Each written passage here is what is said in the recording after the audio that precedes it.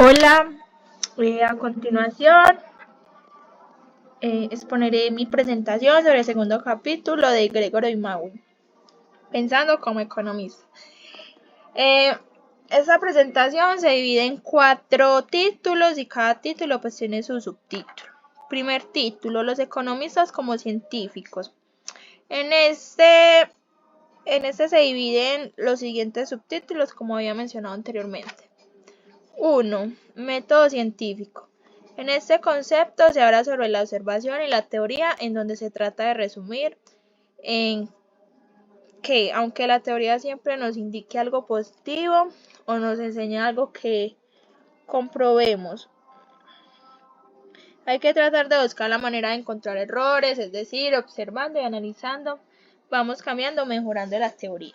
Segundo, el papel de los supuestos. Acá se habla de cómo es necesario hacer supuestos para la claridad de algo. Según el texto nos da el ejemplo de lo político, en donde se hace una suposición de cómo serían los precios y si no se elevaran y así hacer un supuesto a corto y largo plazo. Tercero, los modelos económicos. En los llamados diagramas y ecuaciones, las cuales hacen referencia a la presentación de información que se convierte en algo más resumido y nos indica este concepto que incluso los economistas omiten detalles que se vuelven irrelevantes para el economista, pero que al final nos ayuda a comprender mejor. Cuarto, primer modelo, el diagrama de flujo circular. El diagrama de flujo circular representa una forma simple de organizar las transacciones económicas. Es como decir que es como un constante movimiento que al ir girando va creando los mismos factores que a su principio iniciaron. Es un círculo constante que no necesita de muchos detalles para dar su objetivo final. Quinto, segundo modelo, la frontera de posibilidades de producción. En este caso muestra las combinaciones de productos, el costo de oportunidad de un bien medido en términos de otro bien, es decir, la combinación que se produce con los recursos y la tecnología disponible para así lograr reflejar una buena gráfica en este término. Sexto y último de este título, microeconomía y macroeconomía. La microeconomía estudia a las familias y a las empresas en cuanto a la toma de decisiones e interacción en el mercado. Y la macroeconomía estudia los fenómenos de toda la economía, como el desempleo, la inflación y el crecimiento económico.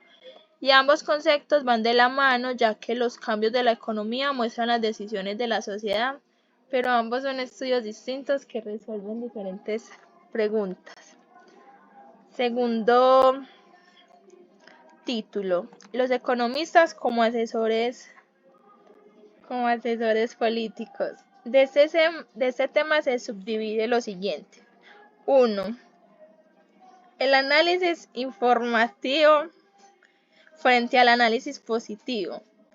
El normativo hace énfasis en lo prescriptivo y el positivo hace referencia a lo descriptivo. Es por ello que ambas son diferentes, pero que por lo general van entrelazadas según el crítico de cada persona. 2. Los economistas en Washington. En este concepto se habla de cómo un expresidente de Estados Unidos llamado Harry Truman opta porque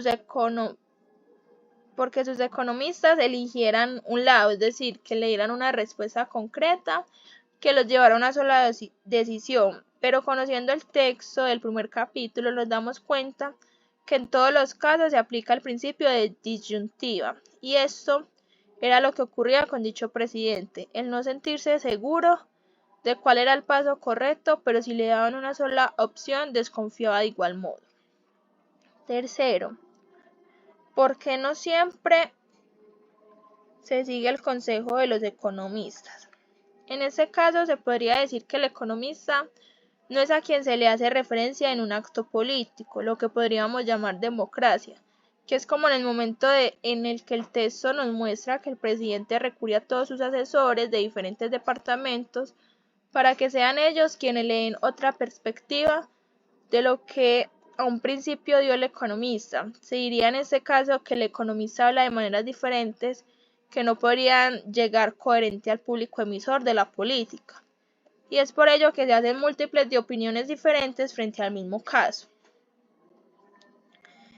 Tercer tema. ¿Por qué los economistas discrepan entre sí? Este tema se explicará en los siguientes subtítulos. 1. Diferencia en los juicios científicos.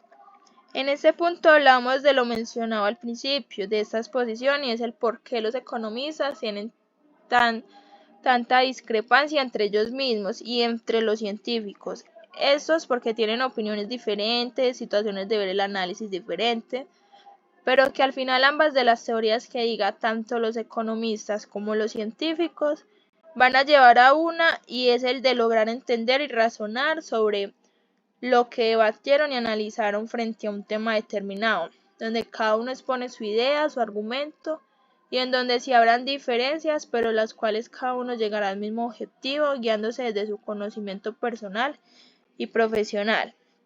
Segundo, diferencia en valores. Acá se habla de un ejemplo particular de cómo la diferencia en valores determina los términos y los pensamientos de un economista, pero no dejándose llevar por los de un científico, ya que acá probablemente se va a tener decisiones contradictorias para resolver una diferencia en valor, dando a conocer un total de ello. Y tercero, percepción frente a la realidad. En el texto nos dice cómo los economistas tienen una percepción frente al público y al cual indicaron que los economistas no están de acuerdo, no tienen las mismas ideas y entre múltiples desacuerdos que indica el público. Sin embargo, con todo lo aprendido se identifica que si llega el momento en el que están de acuerdo, incluso nos muestran una tabla donde varios economistas respondieron con los mismos. Y es algo positivo a la realidad que presentaba el público ante esta percepción del economista. Y cuarto título, las gráficas, un breve repaso. En este último tema se habla de las gráficas como opciones de la presentación de los economistas, que se subdivide en 1. Gráficas de una sola variable. Nos enseña el uso de los 3 tipos de gráfica que se pueden usar para determinar ya sea un ingreso, una comparación y una productividad en un determinado lapso de tiempo. Estas gráficas son gráfica circular o llamada como gráfica pie, gráfica de barras y gráfica de tiempo. Segundo, gráfica con 2 variables en el sistema de coordenadas. En esta gráfica, como bien se dice, es para representar 2 variables que nos ayuda para mejorar la información que queremos presentar frente a una situación y así situar ambas variables, identificando cuál de los dos puede llegar a tener más probabilidad o estar más cerca una de la otra, o que signifique que vaya por el mismo lado. Tercero, las curvas en el sistema de coordenadas. En esta gráfica se puede llevar a cabo dando información en cuanto a precios y a cantidad, es decir, entre más ganemos y más gastemos, la curva en el plano de coordenadas irá teniendo un desplazamiento, ya sea lineal o curvo, o distinto a una recta. Esto lo usan los economistas para tener una idea clara en cuanto a los ingresos y las compras y en cuanto a descuentos que puedan adquirir por cada compra basada en su ingreso. Cuarto, la pendiente. En esta gráfica se logra identificar los otros tipos de gráficas antes mencionados, es decir, cada variable que saquemos tenemos que deducir su fin. En este caso, la pendiente se basaría en el movimiento que obtuvo la curva para determinar su resultado. Quinto y último, causa y efecto. En este caso, los economistas utilizan todas las gráficas para llegar a este argumento de causa y efecto, en donde un conjunto de eventos causa otros eventos y esto conlleva a que en cada conjunto haya un efecto que se pueda deducir o que llamaríamos casualidad a la inversa. Argumentos. En este caso podríamos decir que la educación financiera es algo que nos ayuda a sobrellevar el proceso del dinero, a las habilidades y a los conocimientos que se obtienen a través de recursos financieros. Y para terminar, mi argumento frente a toda esta clase es que durante esta semana de aprendizaje logré comprender y analizar la importancia de cada uno de esos temas que me ayudaron a entender un poco más lo financiero y, claro, a manejar e identificar un poco más mis finanzas. Quedo con un gran conocimiento sobre el tema y un gran aprendizaje que pondré en práctica para seguir llevando a cabo en esta materia. Muchas gracias por la atención prestada.